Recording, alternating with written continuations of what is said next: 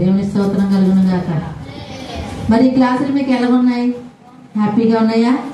బోర్గా ఉన్నాయా? చెప్పండి, మీ ఒపీనియన్ చెప్పండి. హ్యాపీగా ఉన్నాయన్న చేతులు ఎత్తండి. మాకు ఏబిబిఎస్ క్లాసులు హ్యాపీగా ఉన్నాయి, చాలా సంతోషంగా ఉన్నాం, మేము చాలా నేర్చుకున్నాం. దేవుళ్ళు అందరం చేయలేదండి. Okay, very good. మరి నెక్స్ట్ ఇయర్ అందరినీ తీసుకొస్తారా క్లాసులకి? అయితే ఏబిఎస్ క్లాసులే కాకుండా సండే స్కూల్ ఉంది, ఓకేనా? కంపల్సరీ అందరూ రావాలి. ఈ 10 రోజులే కాదు, సండే శ్రీ విద్య టీచరు, మరి మెర్సీ టీచర్ ఉంటారు, వాళ్ళు డైలీ టీచర్స్ అనమాట. కంపల్సరీ మీరు రావాలి. వస్తారన్న చేతులు పైకెత్తండి. సండే స్కూల్ టైం ఏంటమ్మా? చర్చ్ టైమింగ్స్ అమ్మగారు, చర్చ్ టైమింగ్సే కదా అమ్మగారు. 10 గంటల నుంచి 12:30 వరకు, ఓకేనా? మీ సండే స్కూల్ ఉంటుంది. అలాగే కంఠస్థ వాక్యాలు, నెలకు ఒక ప్రైజ్ ఉంటుంది. క్లాస్ కొట్టండి. నెల ప్రైజ్. ఎవరైతే వాక్యాలు బాగా చెప్తారో, కంఠస్థ వాక్యాలు తెలుసుగా మీకు. ఎంతమంది కంఠస్థ వాక్యాలు నేర్చుకున్నారు ఇందులో? Okay, very good. కొత్త నిబంధన మత్తయి సువార్త నుంచి ప్రకటన గ్రంథం వరకు చెప్పే వాళ్ళు ఉన్నారుగా. ప్రతిదీ సండే స్కూల్. ఇంకా ఈ 10 రోజుల్లో కొంచెమే నేర్పబడినాయి, కానీ సండే స్కూల్లో ఇంకా మీకు బైబిల్లో ఉన్న కథలు, వాక్యాలు, దేవుళ్ళు ఎలా నడవాలో అని మీ ప్రతిదీ టీచర్స్ మీకు నేర్పిస్తారనమాట. శ్రద్ధగా అందరండి. ఈ వాళ్ళకి ఎన్నో రోజు మంది? 7th 8th day. ఈ 8 days మేము మానకుండా వచ్చేవనో చేయలేదండి. మానకుండా వచ్చిన వాళ్ళు వీళ్ళకందరికి క్లాస్ కొట్టండి. దేవుడు ఏమి జీవించిన కాక. ఇంకా మనకి 2 days ఉందన్నమాట, అంతే. మీకు ఒక ప్రవక్త గారి గురించి చెప్తాను. యోనా తెలుసుగా మీ అందరికి? యోనా గారు చెప్పారు కదా ఆంటీ. యోనాకి దేవుడు ఒక మాట చెప్పాడు. ఏంటంటే, నునేవే పట్టణానికి వెళ్ళమని. నునేవే పట్ల ప్రజలంట చాలా విస్తారమైన పాపంలోను, అబద్ధాల్లోను, మోసంలో బతుకుతున్నారంట ఆ ప్రజలందరూ. అప్పుడు దేవుడు యోనా గారికి కనిపించి ఏం చెప్పారంటే, నువ్వు వెళ్ళి నునేవే పట్టణకి నా వాక్యాన్ని ప్రకటించు, మంచి మాటలు బోధించు అని చెప్పినప్పుడు యోనా ఏం చేశారంట? దేవుడి మాట విన్నాడా వినలేదా? వినలేదు. అంతేనా? విన్నారుగా మీరు? టీచర్ గారు చెప్పింది వినకుండా ఏం చేశారంట? వాడకి తర్షీషుకు పారిపోతున్నాడంట. ఏది? వేరే ఊరికి పారిపోతున్నాడు. పారిపోయినప్పుడు ఏమైంది? వాడలో సముద్రంలో ప్రయాణం చేసినప్పుడు ఏమైంది? తుఫాను వచ్చిందంట. తుఫాను వచ్చినప్పుడు ఏమైంది? మునిగిపోవడానికి వాడ మునిగిపోయినంత ప్రమాదం అయిపోయింది. అయిపోయినప్పుడు వాళ్ళ నాయకులందరూ ఏం చేశారంట? ఏంటి ప్రమాదం ఎందుకు వచ్చింది, గాలివాన ఎందుకు వచ్చింది అని చెప్పి ఎప్పుడు వాళ్ళు ప్రయాణం చేస్తూ ఉండేవారంట. ఎప్పుడు అటువంటి గాలి తుఫాను చూడలేదంట. కానీ ఆ రోజు భయంకరమైన గాలి తుఫాను, ఇంకా వాళ్ళు మునిగిపోద్ది, వాడ మునిగిపోయేంత ప్రమాదం అయిపోయినప్పుడు వాళ్ళు ఏం చేశారంట? ఎందువల్ల ఎవరి నిమిత్తం వచ్చింది అని చెప్పి ఏం చేశారు? సీట్లు వేశారు. ఏం వేశారండి? సీట్లు వేసినప్పుడు ఆ సీట్లు ఎవరికి వచ్చింది? యోనాకు వచ్చింది. యోనాకు వచ్చినప్పుడు ఏం చేశారంట? వాళ్ళు నీటిలో పడేసినప్పుడు దేవుడు ఎవరికి ఆజ్ఞ ఇచ్చాడు? చేపకి. దేవుని స్తోత్రం. ఏం చేశారంట? చూసారా? ఇందాక ఏమన్నది? కాకి కూడా దేవుడి మాటని ఏలేక ఆహారాన్ని సిద్ధపరిచింది, పట్టుకొని వెళ్ళి ఇచ్చింది. అలాగే ఇప్పుడు చేప ఏం చేసిందంట? దేవుడు మాట విన్నాడంట. ఏంటండి?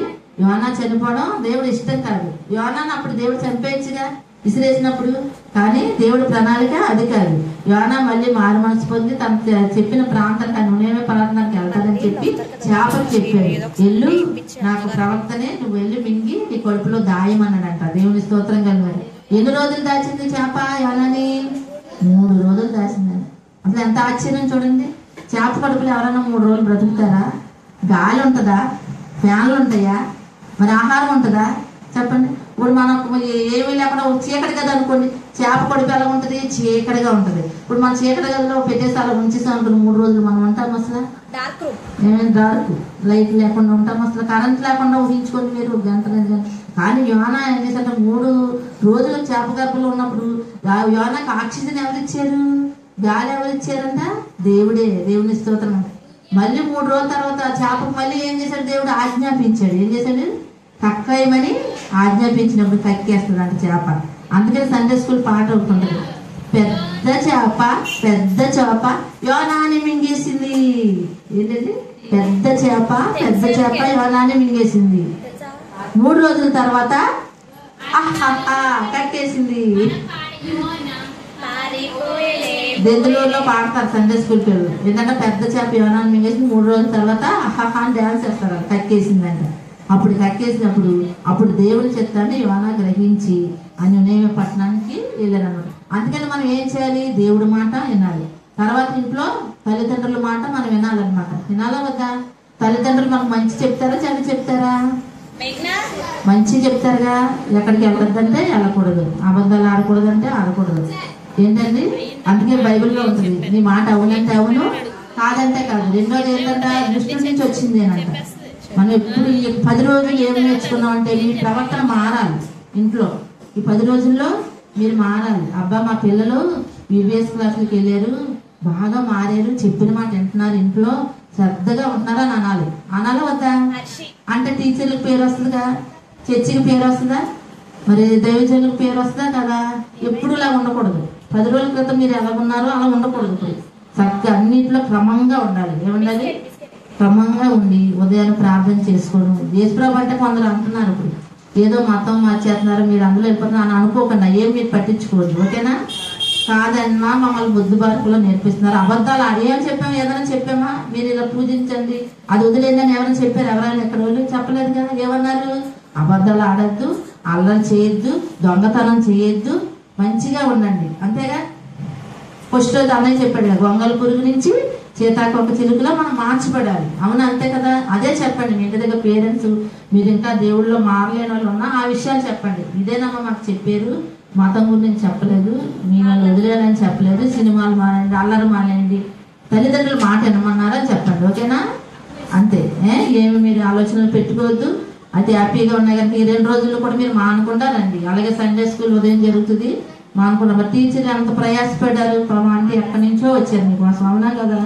ఎన్ని పనులు ఉంటాయి ఇంట్లో, ఉంటాయా ఉండవా? ఆ పనులన్నీ మానుకొని మీ కొరకు కొన్ని చెప్పాలి, మిమ్మల్ని దేవుడి మార్గంలో నడపాలని ఆశ. అంతే.